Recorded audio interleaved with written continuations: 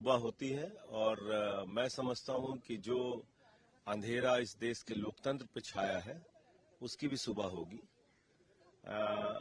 देश के एक हिस्से में जो हमारा सीमावर्ती राज्य है, जो हमारे लिए बहुत महत्वपूर्ण है, ऐसे राज्य के अंदर पिछले 90 दिन से हिंसा, दरिंदगी, हत्या, लूट, बलात्कार की घटनाएं हो रही हैं।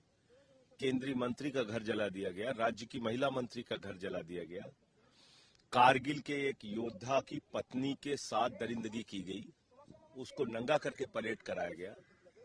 और इन सब विषयों पर देश के प्रधानमंत्री बोलेंगे नहीं। किसी क्रिकेटर की उंगली टूट जाए, प्रधानमंत्री बोलते हैं। चीते के साथ फोटो खिंचवानी हो तो 3 दिन तक फोटो खिंचवाते हैं। ब्राजील के फुटबॉलर पे कोई ट्वीट करना हो तो प्रधानमंत्री जी सक्रिय हो जाते हैं। आखिर इतनी बड़ी हिंसा और दरिंदगी की घटना पे प्रधानमंत्री खामोश क्यों हैं? उनको सदन में आके जवाब देना चाहिए। यही मांग तो हम कर रहे हैं। क्या ये लोकतंत्र का सबसे बड़ा मंदिर, यहां पर देश के एक हिस्से की पीड़ा भी नहीं उठाई जा सकती? फिर हम लोग किस लिए आए यहां पे? फिर किस लिए पार्लियामेंट बनी है? तो ये संघर्ष जारी रहेगा। धनखड़ जी कह रहे हैं कि अनपैलेटेबल सिचुएशंस को लेकर रिपोर्ट करना जरूरी था, डिसिप्लिन रहे इसलिए एक्शन लिया गया।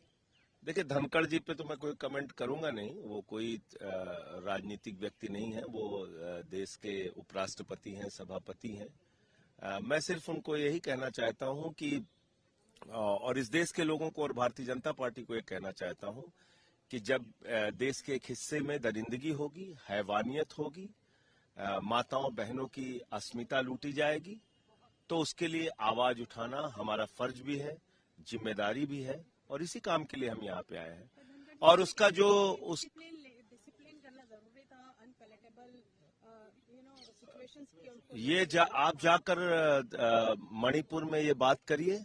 जिन लोगों की हत्याएं हो रही हैं उनके परिवारों से मिलिए। जिन माताओं बहनों की इज्जत लूटी जा रही है, जाके उनसे पूछिए कि जो सांसद हैं यहाँ पे आए हैं उनको अपनी आवाज उठानी चाहिए कि नहीं उठानी चाहिए। 267 का नोटिस दे के अपनी आवाज उठाना कौन सा जुर्म है? जाके पूछिए ना मणिपुर के उन पीड़ित परिवारों से। तो इसलिए मैं